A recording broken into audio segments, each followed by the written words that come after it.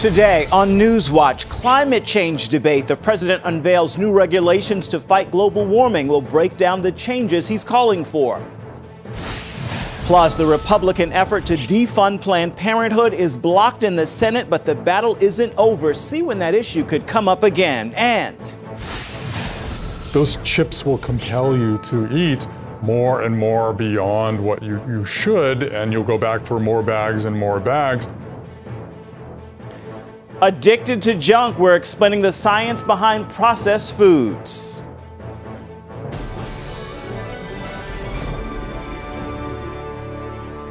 Thanks so much for joining us for CBN NewsWatch. I'm Ephraim Graham. A divisive debate over climate change has begun following the president's sweeping new power plant regulations.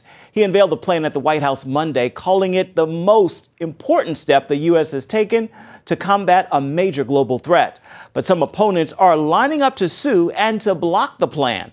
They say it would drive up energy costs and cut down on jobs. We're the first generation to feel the impact of climate change and the last generation that can do something about it. Critics wasted little time responding to President Obama after he unveiled his new plan to cut so-called greenhouse gas emissions at American power plants. The president says he's pushing to slash carbon dioxide limits by 32% by 2030. The EPA is setting the first ever nationwide standards to end the limitless dumping of carbon pollution from power plants. Opponents are lining up to push back against the president's plan. A leading American coal company, Murray Energy, is filing 5 federal lawsuits to fight new climate rules for power plants. This new plan is also frustrating for leaders in at least 16 states who will face tougher carbon dioxide reduction targets than they originally planned under the president's previous proposal. Many states have threatened not to obey the new rules, but the administration says states and coal producers will have some flexibility. Still, even the White House estimates the emissions limits could cost $8.4 billion a year by 2030. And Republican critics say the rules will also hit people at home in their pocketbooks. They'll also likely result in higher energy bills for those who can least afford them. And the Chamber of Commerce said, with these rules, the EPA is trying to stretch its authority beyond recognition and to double down on its attempt to impose an unprecedented takeover of our energy system. The regulations will face several lawsuits in court, but the burden of the plan really falls on who Americans will elect as their next president in 2016, since the new rules don't take effect until President Obama leaves office. The next president needs to have their act together. So now the president's plan could become a campaign issue, and Republican candidates are pushing back against it. Wisconsin Governor Scott Walker tweeted, Obama's plan should be called the costly power plan because it will cost hardworking Americans jobs and raise their energy rates. And former Arkansas Governor Mike Huckabee tweeted, Obama's carbon crusade shows he's more committed to confronting American coal miners than Iranian clerics who chant death to America.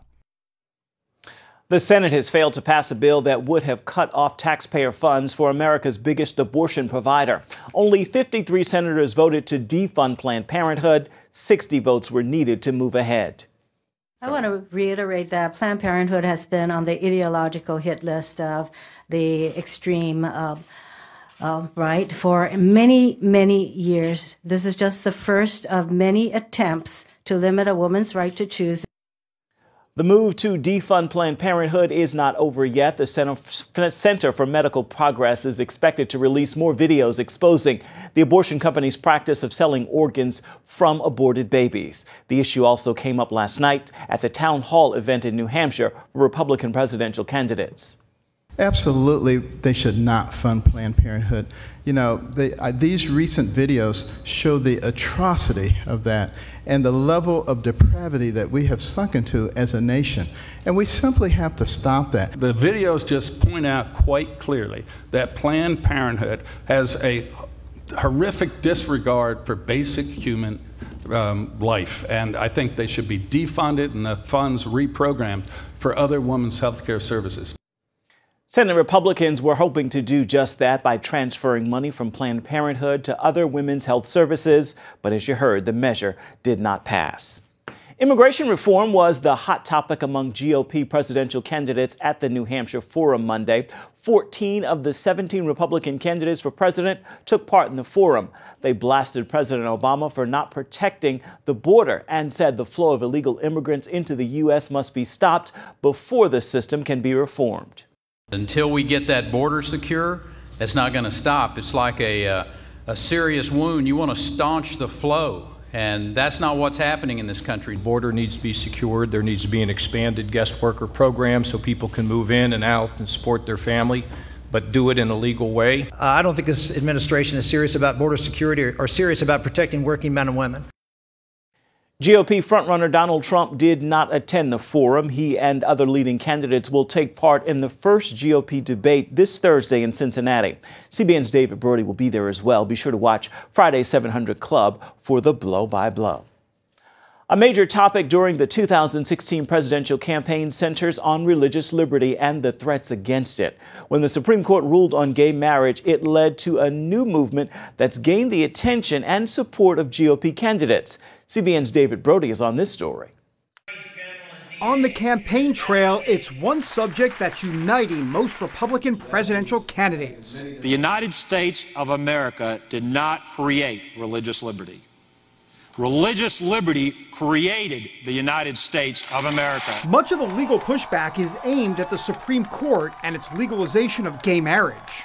If we surrender to the judicial branch as if it is the last, final, and ultimate word, then we have surrendered to judicial tyranny. Mike Huckabee is already out with a plan to defend the religious rights of anyone facing legal trouble for standing up for traditional marriage. So is fellow candidate Ted Cruz. They both pledged to take the executive order route if elected. You instruct the Attorney General to defend religious liberty and the rights of people of faith and conscience, whether they're business owners acting as individuals, whether they're hospitals, churches, schools, adoption agencies, doesn't matter what it is. I will direct the federal agencies, the IRS, every agency, that no person of faith will be discriminated against because of their religious belief. No person of faith will be persecuted because he or she follows a traditional teaching of marriage, a biblical teaching of marriage, as the union of one man or woman. The public appears to agree, at least for now. By a 56-39 margin, Americans think it's more important for the government to protect religious liberties over the rights of gays and lesbians. In Congress, the First Amendment Defense Act is gaining traction. It would stop the federal government from taking action against a person or business who acts in accordance with their religious beliefs. That's a move supported by presidential candidate Scott Walker. To me, protecting our constitutional rights shouldn't just take a piece of legislation. The oath that any federal officer takes is about upholding the Constitution, and the Constitution is very clear about protecting those rights. The way these GOP candidates see it, the debate over religious liberty boils down to an attempt to erase people of faith from the political equation. David, it's no secret they want to silence us. The left no longer wants God in the public square. We must not allow that to happen. I can do that by executive order. I can do that by legislation. Or by nominating Supreme Court justices who are actually conservative. I think the next president will have a chance to appoint anywhere from 1 to 4 Supreme Court justices. I think it's time we started appointing justices that actually read and apply the Constitution. You know, it's never the Democratic justices that surprise people and all of a sudden become conservatives. It's always the Republican appointees like Souter, like Roberts, like Kennedy. Judges, the Constitution, and religious liberty, topics that could dominate the political conversation for the foreseeable future. David Brody, CBN News, Washington. Prosecutors in the Colorado movie theater shooting are making their case for why convicted killer James Holmes should die for his crimes. Monday, the jury agreed to consider the death penalty. Last month, jurors rejected the defense claim that Holmes was so mentally ill he did not know right from wrong. Holmes was convicted of killing 12 people and wounding 70 at a Denver movie theater in July of 2012. No motive or suspects yet in the bombing of 2 churches in Las Cruces, New Mexico, Sunday. Officials say the blast at Calvary Baptist Church and Holy Cross Roman Catholic Church could have caused serious injuries, but miraculously, no one was hurt. The FBI is offering a $5,000 reward for information leading to those responsible. New Mexico Governor Susana Martinez said whoever planted the bombs is a coward. Churchgoers say they will not be scared away. And still to come, here on CBN NewsWatch, did you know processed food has a bliss point? We'll hear from an investigative reporter who infiltrated America's largest processed companies.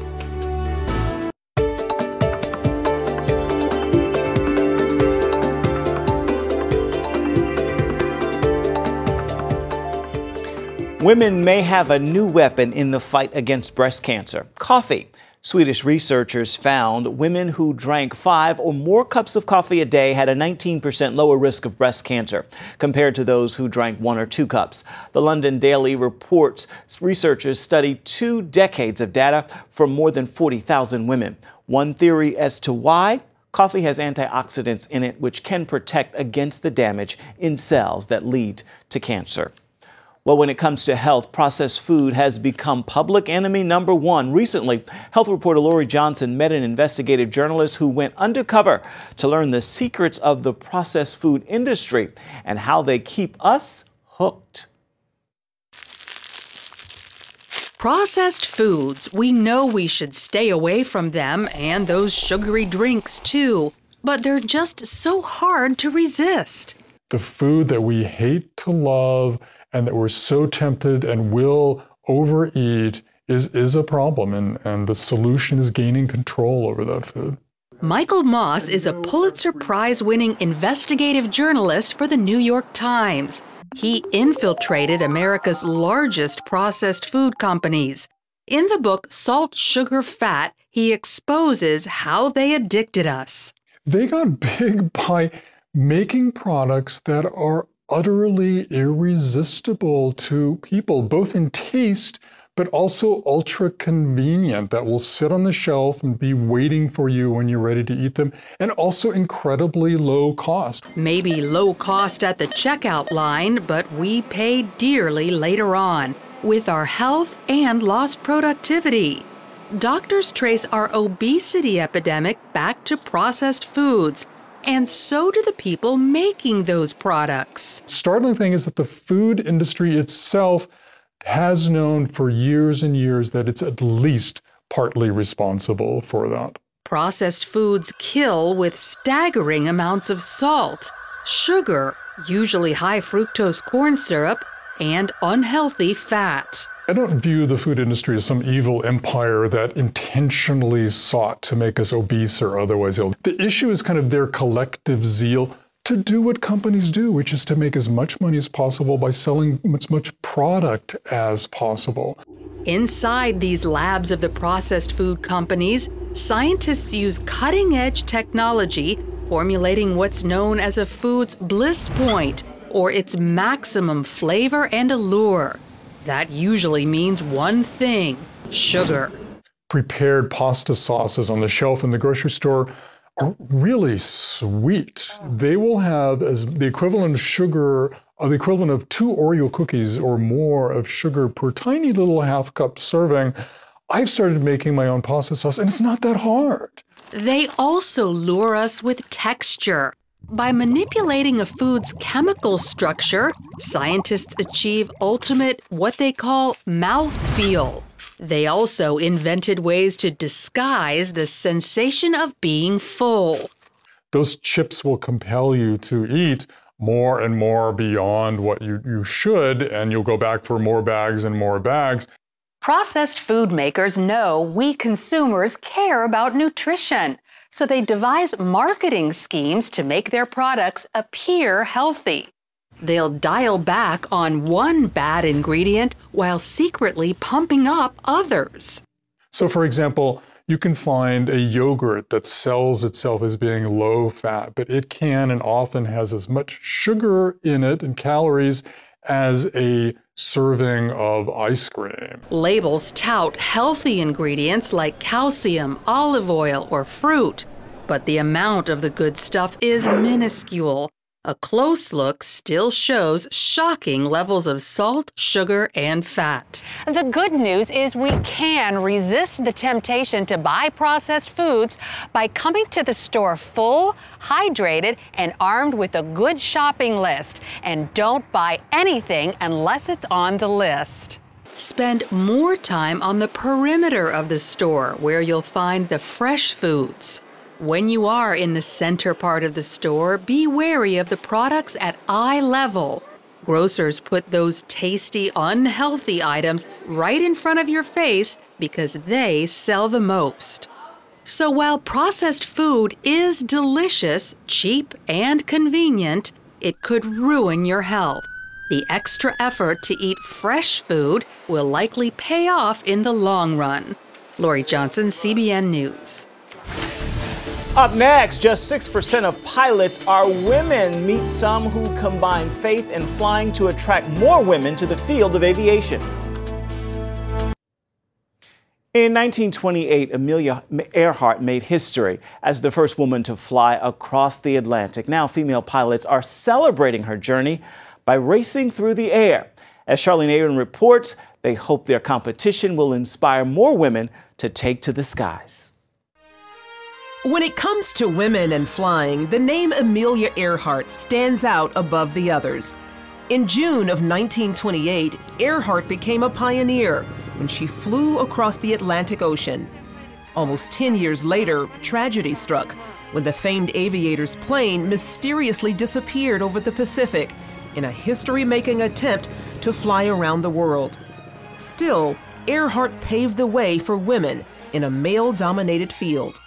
Most industries have made significant strides when it comes to attracting women.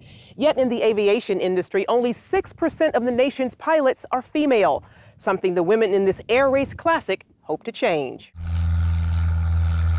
In celebration of Earhart's transatlantic flight, women from across the country competed in the 39th annual Air Race Classic. Pilots flew 2,400 miles, beginning in Fredericksburg, Virginia, and ending in Fairhope, Alabama.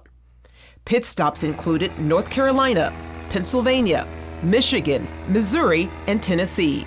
We have 53 airplanes. We have 117 women pilots. Several of the airplanes have a passenger, a team member that sits in the back and helps. We've increased the number of pilots that come in the last 10 years from 30-something to having to turn away people at 55. So the race is still growing, it's still alive, there's just a lot going on. The original idea for an all-female race came just a year after Earhart's celebrated flight, a time when women were forbidden to race against their male counterparts. The original all-women's air race was in 1929. It ran from Santa Monica to Cleveland. There were 23 stops on that race because the airplanes back there could only go 100 miles before they had to put down in repairs, a gas bathroom, whatever it was. So the fact that the first all-women's air race included Amelia Earhart, yeah, of course she had a part in it. More than 100 pilots registered this year, which featured a $5,000 top prize. It's the biggest number of first-time racers that we've seen. We've got 60 racers that this is the first time they've ever done it. Normally we'd have considerably less than that. So this is a huge group of new racers, not just collegiate, but across the board. Oldest one is in her 80s, youngest one is a teenager. Just before takeoff, CBN News met up with first-time racers Rebecca Davidson and Jovita Perez Segovia, the Texas Tailwinds. I'm kind of getting to honor the first women that were in aviation, Amelia Earhart and the group of women that started the Air Derby, so really going back to the roots when women first got into this kind of thing and being able to honor that tradition and show that women are still very much involved in aviation and have a lot to contribute. I think events like this are great for young ladies to see that, hey, you can go do this too. The pair trained at LeTourneau University, a Christian college in Texas, where they learned about integrating faith into their careers and life. I've kind of learned more of who I am, who God is, and how all this relates to everything. As much as I love airplanes, it's good to be at a place that prioritizes God and relationships and things like that above airplanes. It's awesome that the Attorney University specifically has provided opportunities to grow personally, and then you just have professors and mentors that encourage you and continue to grow your faith. A quick demo revealed the skills of the recent aviation grads, who admitted the challenges of learning to fly. When I was a student pilot, when I was first starting out, I was really struggling coming up to where I was getting my certificate. The most challenging course for me through my flight training so far was my instrument training, pushing forward and just praying about it. They also faced obstacles crossing the finish line. At the end of the 4-day race, they came in 27th place. While they didn't win, they're grateful for the experience, which has taught them lessons about life in and out of the sky. I feel happy that we just completed it, especially with a lot of these great women pilots around here. We're just happy we made it to the end with them. We're really happy with what we did. Charlene Aaron, CBN News, Fairhope, Alabama. And beautiful congratulations to them. Stay with us. We're coming right back. It has been 5 years since the world's attention was captivated by the story of Chilean miners who were trapped underground and miraculously survived. Their story will soon hit the big screen, and CBN News has this exclusive preview.